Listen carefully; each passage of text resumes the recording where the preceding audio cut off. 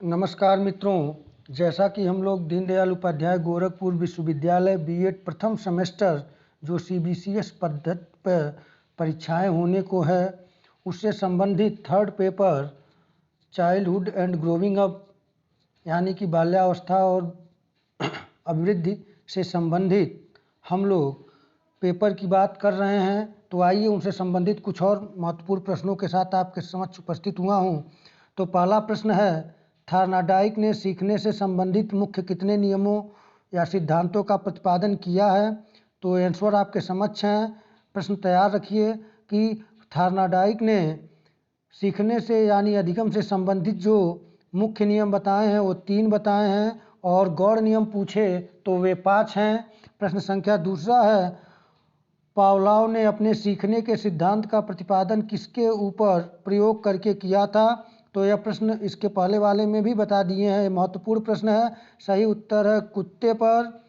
प्रश्न संख्या तीसरा है, कोहलर के सीखने के सिद्धांत को किस नाम से जाना जाता है? तो यह जो नाम है उद्दीपन सिद्धांत के अंतर्गत तो आता है, लेकिन इसका जो सही नाम है उसको पूर्ण आकृत नहीं पूर्णाकार कहते हैं। पूर्णाकार या सूझ का सिद्धांत, आप इसे तैयार कर लीजिएगा। आइए प्रश्न संख्या चौथे को देखें। प्रश्न संख्या चौथा है, बालक में बुद्धि की मात्रा का मापन कहलाता है? तो सही उत्तर है बुद्धिलब्धि। पांचवा प्रश्न है, सुल्तान चिंपैंजी पर प्रयोग कर सीखने के सिद्धांत का प्रतिपादन किसने किया? तो कोहलर ने। चिंपैंजी का नाम यानी कि चिंपैंजी वनमानुष जो था उसका नाम सुल्तान था, कोहलर ने प्रयोग किया था जो कि सूझ के सिद्धांत के अंतर्गत यह अधिगम का सिद्धांत आता है। प्रश्न संख्या छठा है, थार्नाडाइक ने अपने सीखने के सिद्धांत का प्रतिपादन किसके ऊपर प्रयोग किया? तो ये भी रिपीटेड प्रश्न है, बिल्ली के ऊपर। प्रश्न संख्या सातवां है कि प्रयास एवं त्रुटि द्वारा सीखने के सिद्धांत का प्रतिपादन किया था? तो थार्नाडाइक महोदय, यह मोस्ट इम्पॉर्टेंट क्वेश्चन है। यह बार बार परीक्षाओं में TET, C TET, super TET में बार बार पूछा जाता है, तो आप इसे तैयार रखें। प्रश्न संख्या 8 है, अनुभव तथा प्रशिक्षण द्वारा व्यवहार में रूपांतरण अधिगम है। यह भी परिभाषा बहुत महत्वपूर्ण है, लगभग हर बार परीक्षा में टेट, सुपर टेट या सी टेट में कहीं न कहीं पूछी जाती है। गेट्स एवं अन्य की यह परिभाषा है, अनुभव तथा प्रशिक्षण द्वारा व्यवहार में रूपांतरण अधिगम है। प्रश्न संख्या 9 है, अधिगम के प्रयत्न एवं भूल सिद्धांत के प्रतिपादक देखिए सामने ही यह बार बार रिपीटेड प्रश्न है। थार्नाडाइक बहुत ही इंपॉर्टेंट है परीक्षा के दृष्टिकोण से, आप तैयार रखें। अंतर्दृष्टि का सिद्धांत के जन्मदाता हैं? सही उत्तर आपका कोहलर, जिसे सूझ के सिद्धांत के नाम से भी हम लोग जानते हैं। आइए अगले प्रश्न संख्या 11 को देखा जाए। अनुकूलित अनुक्रिया सिद्धांत का नियम है? तो इसका जो नियम है समय का नियम, तीव्रता का नियम, यानी सी ऑप्शन सही है, ए और बी दोनों। प्रश्न संख्या 12 है, निम्नलिखित में कौन सा तथ्य करके सीखने के विधि से संबंधित है? तो यह जो है छात्रों को पृष्ठपोषण प्राप्त होता है, ये भी संबंधित है। तर्कों को सरलता समझा जा सकता है, ये भी संबंधित है। और छात्र अधिक स्वतंत्र होते हैं, ये भी, यानी कि ऑप्शन डी चारों सही है। जैसा कि आप देख ही रहे हैं, व्योगत्स्की किस देश का मनोवैज्ञानिक था? तो सही उत्तर है आपका ऑप्शन बी रूस का। व्योगत्स्की का सांस्कृतिक अधिगम सिद्धांत इन्होंने प्रस्तुत किया था। आइए प्रश्न संख्या 14 को देखें। प्रश्न संख्या 14 है कि सीखने हेतु ब्रूनर द्वारा विकसित प्रतिमान कब प्रस्तुत किया गया? तो यह किया गया सन 1956 ईस्वी में।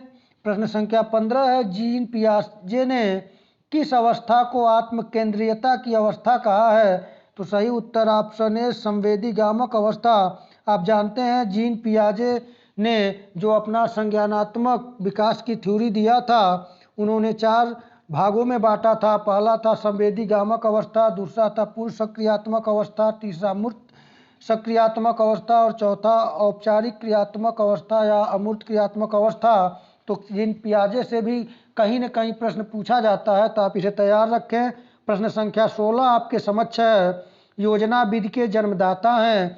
सही उत्तर ऑप्शन ए है किलपैट्रिक महोदय। कभी कभी इसे परियोजना विधि और प्रोजेक्ट मेथड के नाम से भी पूछा जाता है, तो आप इसे तैयार रखें। प्रश्न संख्या अगला देखें 17 आपके समक्ष है, जीन पियाजे द्वारा बालक के संज्ञानात्मक विकास का वर्णन कितनी अवस्थाओं में किया गया है? तो इसका सही उत्तर ऑप्शन बी है 4। अभी इसके पहले ही आप लोगों को बताया गया है। प्रश्न संख्या 18 है। प्रश्न संख्या 18 है, अनुभव एवं प्रशिक्षण के कारण व्यवहार में होने वाला परिवर्तन कहलाता है अधिगम। प्रश्न संख्या 19 है, सीखने का गौण नियम नहीं है। तो मनोवृत्ति का नियम, समानता का नियम और साहचर्य का नियम, यह तीनों थॉर्नडाइक के गौण नियम है सीखने के, और जो अभ्यास का नियम है यह मुख्य नियम है। तो इसमें नहीं है जो गौण नियम, तो अभ्यास का नियम है, यानी ऑप्शन सी। प्रश्न संख्या 20 है, पुराने ज्ञान तथा अनुभव के द्वारा किसी तथ्य को सीखा जाता है तो यह अधिगम कहलाता है। तो यह अधिगम कहलाता है साहचर्यात्मक अधिगम। प्रश्न संख्या 21 देखा जाए, देखना, सिर उठाना, बैठना और चलना किस प्रकार के अधिगम के उदाहरण हैं? तो सही उत्तर है यह गामक अधिगम के उदाहरण है। प्रश्न संख्या 22 है, बालक के अधिगम को किस प्रकार का वातावरण प्रभावित करता है? तो समाज का वातावरण, परिवार का वातावरण, कक्षा का वातावरण, यानी ये सभी वातावरण प्रभावित करते हैं बालक के अधिगम को। तो सही ऑप्शन डी है, ये सभी। प्रश्न संख्या 23 है, थकान मनुष्य की वह अवस्था है जिसमें उसका शारीरिक समायोजन नहीं हो पाता। थकान की यह परिभाषा दी है। तो सही उत्तर ऑप्शन बी, ड्रिल ने। आइए अगले प्रश्न को देखें। प्रश्न संख्या 24 है, सूझ सिद्धांत की मुख्य विशेषता है।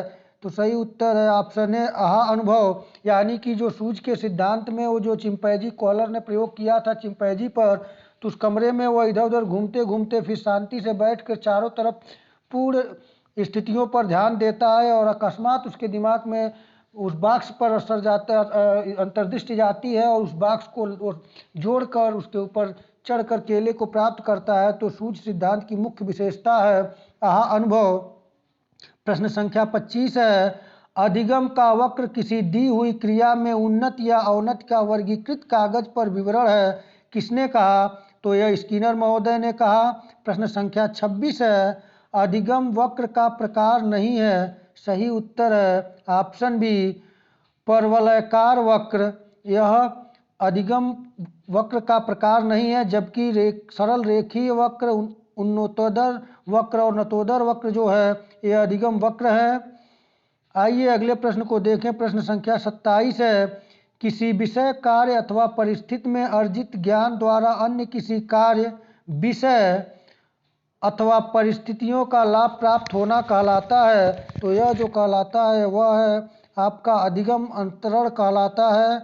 अधिगम अंतरण कहलाता है, इसका उत्तर डी है, अधिगम अंतरण कहलाता है। आइए प्रश्न संख्या 28 को देखा जाए। प्रश्न संख्या 28 है, कौन सा अधिगम वक्र सीखने की प्रगति को लगातार बढ़ते हुए व्यक्त करता है? तो यह सरल रेखी वक्र जो होता है यह अधिगम वक्र सीखने की प्रगति को लगातार बढ़ते हुए दिखाता है। प्रश्न संख्या 29 है, सीखने की वह अवस्था जिसमें सीखने की उन्नति रुक जाती है और कोई भी उन्नति अवनति नहीं दिखाई देती है कहलाती है, यह कहलाता है जो सीखने का पठार कहलाता है। प्रश्न संख्या 30 है, अधिगम वक्र को प्रभावित करने वाले प्रमुख कारक हैं।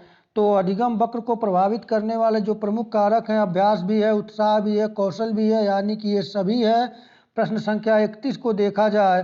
प्रश्न संख्या 31 है, निम्न में से सीखना क्या कहलाता है?